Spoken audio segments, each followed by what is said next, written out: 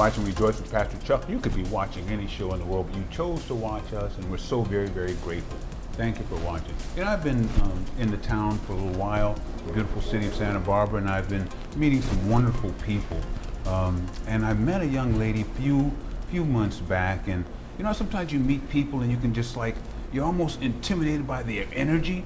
But when I met her, I was intimidated by the energy this sister has, the strength and the power. And she didn't even say anything. She just walked by and like, wow, this woman has power. You could just tell by the way she carried herself, the way she moved. And then once I got to know her, I found out that she had a heart of compassion, compassion for justice, a heart for people, a heart for the culture.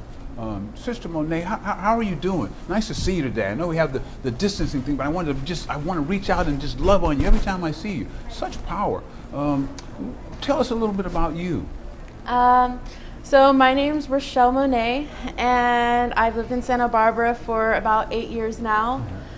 Initially moved here for school because I wanted to be a marine biologist, but I don't do well in institutionalized education systems. So I stopped going and I just started to read a lot.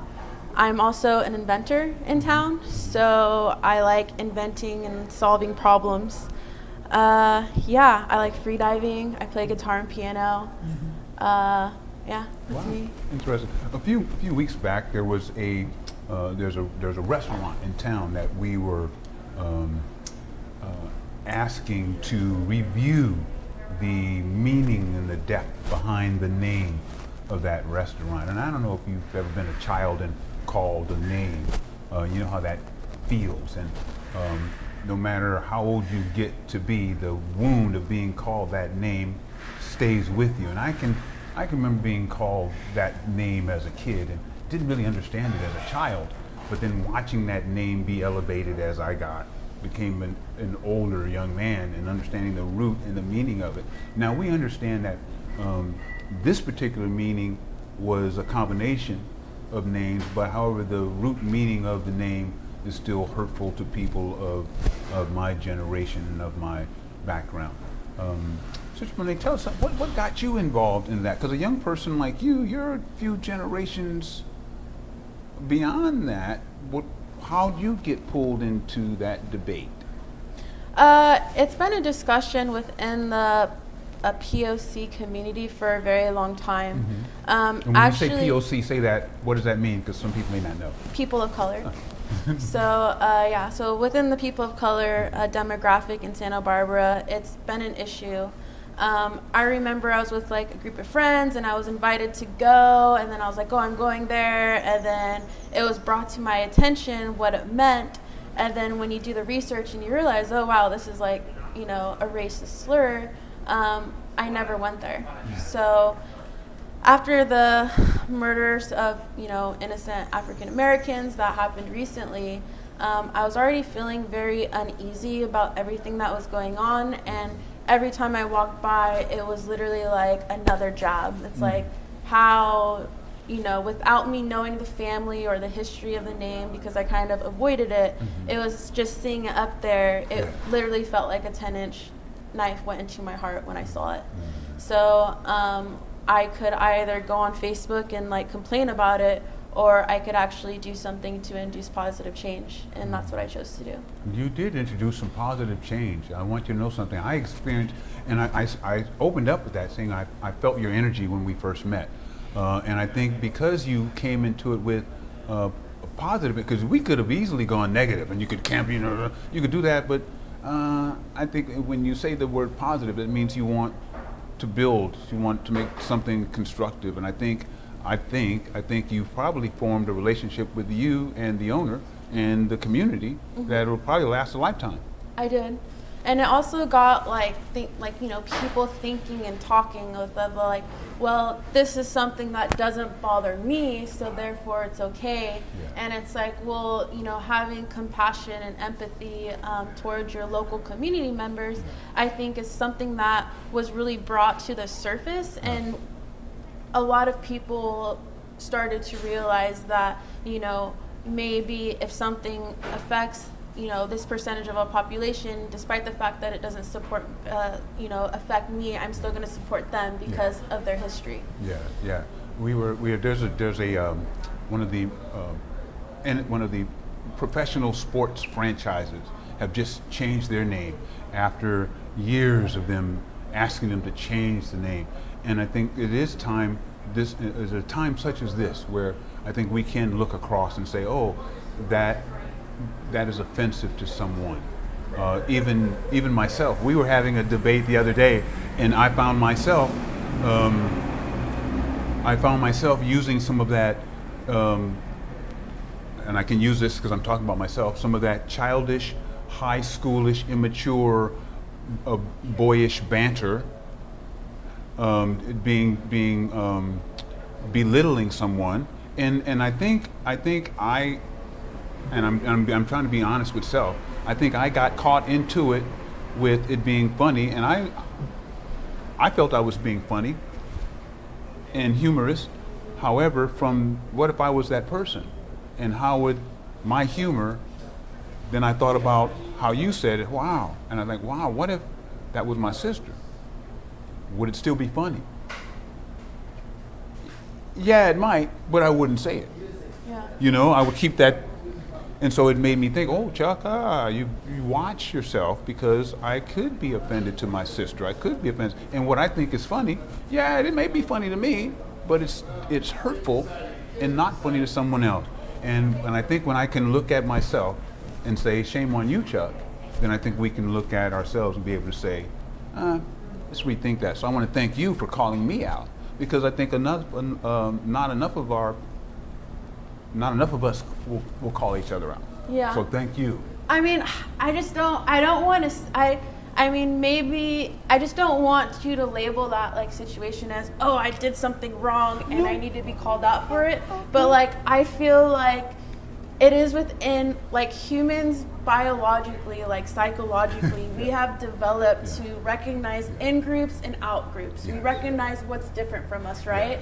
So I think one of the main issues within this like whole discussion is that, you see people, it's like, oh, I don't see color, or I think everyone's equal and I think everyone's the same. We're just biologically, from like a developmental perspective, that is not how your brain is wired. You are constantly noticing within different people and different situations what's different from you, whether it's race, religion, sexuality, opinions, like whatever it may be, right? So I think that, have you heard it's like not about the destination, but it's about the journey? And it's like on this journey that we're in, we're constantly having to do the work to ensure that we're not being discriminatory in one way or another, whether it's, how a person looks, how a person decides to dress or carry themselves. Like, there's in lean manufacturing and like Sigma 6, there's a term called Kaizen, and I like love this term,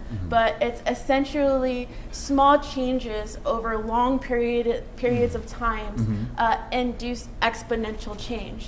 So it's like, even if it's something as, maybe making fun or kind of seeing someone different, like if like they don't shave or they wear mohawks or like whatever it is, it's like those little things that you notice that are different from your perspective, you always kind of have to make an effort to say, I think that's weird and that's not within alignment of my perception of the world and my culture, but that's okay. I'm not gonna feed that desire to say you're different. Yeah. Sorry. It's like my like little That's rant. it. And that's what I love about it. You have a tendency to pull a deeper understanding of what I think my perception is. Well, I looked at something as an opportunity to make fun, and you looked at it as an opportunity to get to know. And that's what I'm striving to get to. What's next for you? I know you have some other things on your agenda, some other targets, some other venues. What's next on your agenda? I mean, I have some things that are very important to me, and one of which is cleaning out the corruption in City Hall. But due to the recent developments within coronavirus, at the same time as like the Sambos thing and the politics that I've been getting involved in, I've assembled a team around me, and we were all searching for better PPE for the mass public with regards to protecting ourselves against coronavirus, right? Because you always hear this like, oh, like should we, save the economy, or should we save the sick people, or should we, open the schools or keep kids at home? It's like, why can't we just do all of it? Why can't kids go to school? Why can't the community thrive? And why can't we protect people? It's like the fact that you're sitting here saying it has to be one way or another gives the mass population the perspective that it has to be one way or the other. So I was pretty annoyed with that, and this discussion started happening three months ago. So my team members and I have been actively looking for solutions for PPE for the mass public.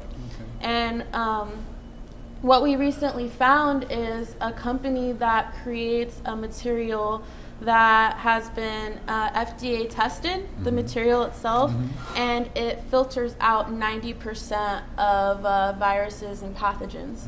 So if you think about all of the people that are wearing like these cloth masks, the average filtration is between 20 and 60%. So if you're at a restaurant and you have a server with just a cotton mask, it looks like they have a mask on, but is it really protecting people? You know what I mean? So there's no standardized material mask where it's like, this has been tested and it filters this much. So we recently found a company that has been certified, not certified, but FDA tested at a viral filtration rate of 90%, and we are putting that material into our washable mask. And then also the average person touches their face 16 times an hour. So if you're picking up glasses, or if you're touching stuff and touching your mask and the mask isn't self-cleaning itself, then you get viral buildup. So combining the filtration properties along with the antiviral properties, and then also the materials that we're using are extremely breathable. So it's created with like nanotechnology, and essentially it's super breathable. So on a scale from 1 to 5, 5 being the least breathable mask and 1 being the most breathable mask, our material scored a 1.5. Wow. If all of the kids had masks that they can breathe in, and you knew that it had good filter properties, then it's like, why would it be an issue if the kids go back to school? Why would it be an issue if the bars open up? If you know that there's servers who are being exposed to lots of people a day have that protection, and they're not breathing in viruses and spreading their own, you know what I mean? So once I've done my first round, I have a super solid team. We're fulfilling our first 20 units Friday or Saturday at the cruisery. We're gonna let it test there and see how the servers like it. Do they like the design? Is there anything they don't like about it? And then once we get that minimal viable product with those qualities that I discussed earlier, then we're gonna start expanding and scaling that up. And once the city of Santa Barbara has, the numbers for coronavirus have decreased, or the kids are back in school and people are protected because now they have the tool that can protect themselves, I'm going to get back involved with politics. And I have an idea for a technology that I'm building around City Hall that basically enables people to easily interact with it and understand what their city council members are doing, and with the hopes of peacefully engulfing the government by creating a user-friendly way that enables people to vote and give their opinion and keep up to date. You are a very interesting young lady with a lot in your plate. This is always, like I always share, this is part 1 of a 13-part series. So I know I'm going to be back with you again, chatting more. There are so many layers to you that I just don't have enough hours in the day to get in there. Looking forward to seeing you again, hearing your next adventure. Stay in contact with me, and always be willing and ready to call me out if I'm out of line. Okay. Thank you, my sister. I love you. Thank you for watching the show. You've been watching Rejoice with Pastor Chuck. Rejoice in the Lord always, and again I say, rejoice.